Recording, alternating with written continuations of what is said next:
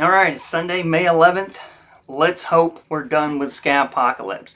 Let's take a look at apple scab for the Niagara region. We'll start there. Oh, it does not look like we're done with scab apocalypse. We've got a slight break in the action today and tomorrow, but it looks like we have another 29% ejection coming up for the Niagara region.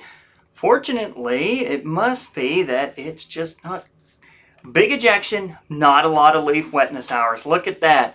So in this particular instance, if you've just come down off of Scapocalypse making a nice single site fungicide, you can probably just go in and protect the crop. Big ejection, getting towards the very end, but not enough continual leaf wetness hours, probably with the higher temperatures and the intermittent drying periods.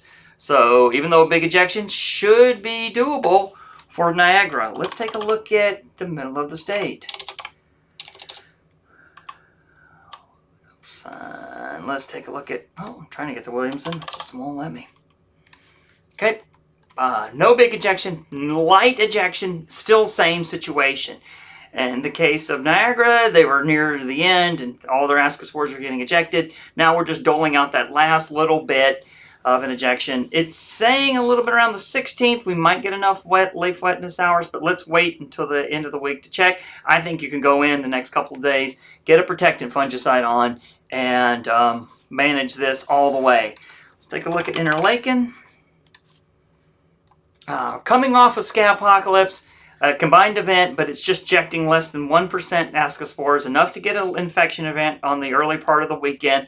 No surprises there, but we're coming into a fairly dry week, and maybe something's coming up on the 16th. When we do hit 100% ascospore maturity, we know there's a lot of play in these models. We're going to want to keep the pressure up until about third cover, just to make sure we don't get any secondary infections and people lose fresh market fruit losses. So this week, make it easy, take it easy, just come in with a protectant and protect that crop going on. Be careful as we're entering into the bloom period to mitigate your Cap-10.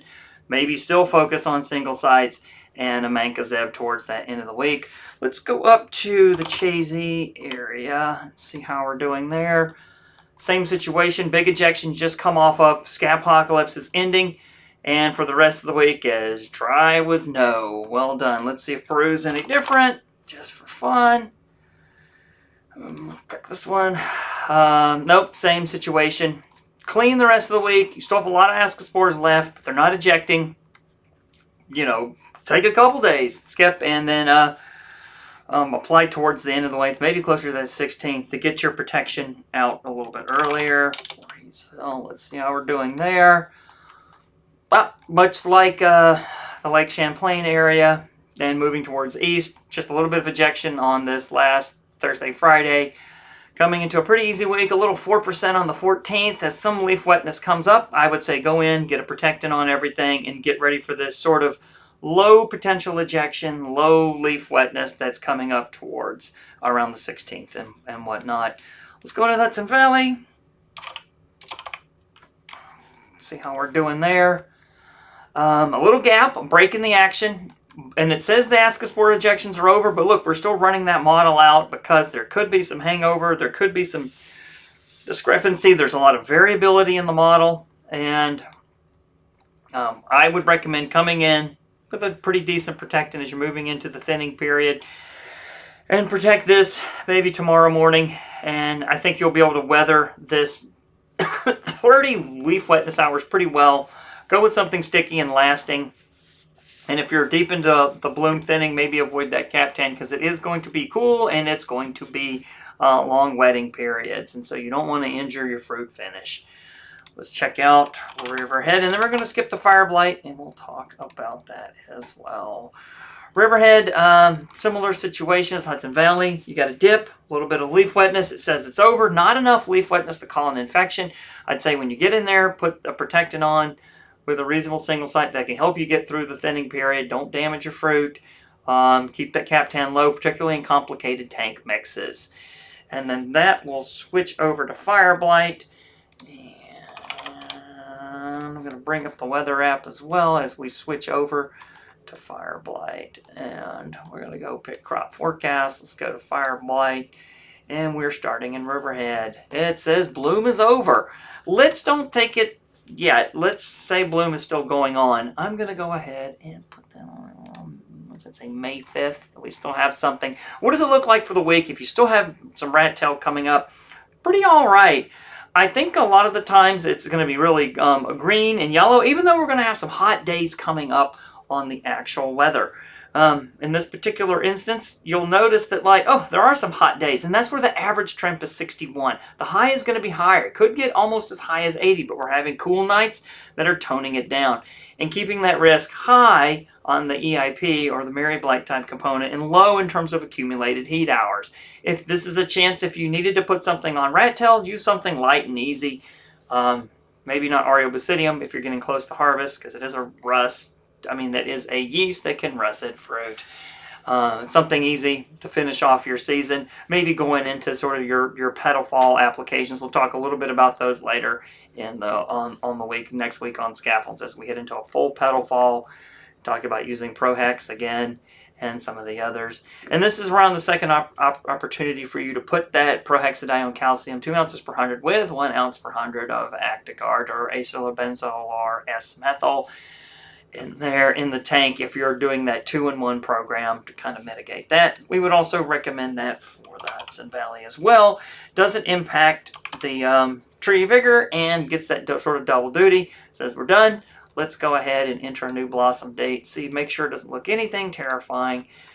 It's moving up. We are accumulating a lot of heat towards the end of the week and some high weather, not an infection.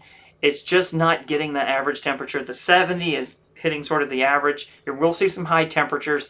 In this case, if you had a lot of rat tail, you might want to finish strong just to make sure nothing sneaks through because we have a lot of rain. And then in particular, get ready for shoot blight. Get that Actigard out there, 6 ounces per 100 if you're just going straight with it, or the 2 ounce per 100 with the 1 ounce per 100 of Actigard. It has you sort of that double defense inducer punch, as well as lock down those mesophyll cells for any invading bacteria that could be happening. Let's go up to Voorheesville and see how they're doing. Things are looking darker towards the end of the state. We're getting some higher temperatures. It looks like a lot longer periods around beginning on the 13th, heading into some hotter weather. You're going to see the averages at 63, but the highs are going to be much higher, causing you to be somewhat scared. I would say you probably still have blossoms on the tree. I'd go in the 13th or 14th and make your antibiotic application right there and get ready for the 16th as well. Now, I bet if we go up to Chazy in Peru, they're probably fine. Nope, they're not fine. Things are looking pretty scary. We're well over 100 EIP. We're having some cool nights, which is what's dropping your Mary Blight or EIP infection level down off of infection into the 197. I think you got to be prepared to go in. There's not a lot of rain predicted, but don't forget that dew on the ground can cause trouble. You're getting closer to the shoot blight phase. This is not the time that we want to mess around with infections. Even at petal fall, you can get infections of a couple flowers and or straggling bloom. Let's not mess around with that, and let's get something on to protect that activity. If you're going the organic route, the Aureobasidium now is fine. Just don't apply it after petal fall, and that's in the form of Blossom Protect. So it's a yeast. It can cause russeting on sensitive varieties if we have a lot of wet weather. You don't have a lot of wet weather. It looks like, particularly in this case, you'd be safe, particularly if you're away from petal fall. And we've already checked Voorheesville. Let's head into the Interlaken area. Right, the Geneva area is looking pretty intense. It's starting to build up heat, accumulated hours. Starting on the 13th, we're having some pretty high temperatures. The average is 65, which means the high is going to be high and the low is low, which is causing that dip back down into sort of high-risk weather, but not extreme. But we will have extreme by the end of the week as we're accumulating several days of average temperatures above 65 and some leaf wetness towards the end or the remaining wet flowers. You will probably go into petal fall this week, but at the time, there will still be a few blossoms left open on some trees, and there's also the potential for rat tail. We're going to want to protect this and go strong, finish the season strong as we head into petal fall with an antibiotic. If you do your Aureobasidium, I'd start to recommend maybe putting it on the 13th or so to let it really build up, or maybe even the 12th. Let's see how we're looking there. Similar situation. It's a little cooler along the lake. That means the nights are cooler. The average temperatures are lower. You're going to skate through some fire blight, but be cautious. We are seeing some fairly high numbers approaching 100. This would be a time for you to do sort of a light application, maybe a biological material or something else if you want to sort of save that antibiotic for the coming paddle fall, which we'll see what that looks like in a couple of days. You're probably a little further away from paddle fall than the others. And then finally ending up with Appleton. Looks like a pretty easy week. We do have some kind of cautious weather towards the end, but it's only 9 on the EIP scale. But what we're having is we have bloom, we have open, we have wetness. You can kind of see it there. And we have open flowers. But the accumulations are pretty low. You should be able to skirt through this week with a light application. And I might wait until Wednesday or so to look again before deciding whether or not to put on a real strong antibiotic. All right, that's it for this weekend. I'll catch back up with you on Wednesday.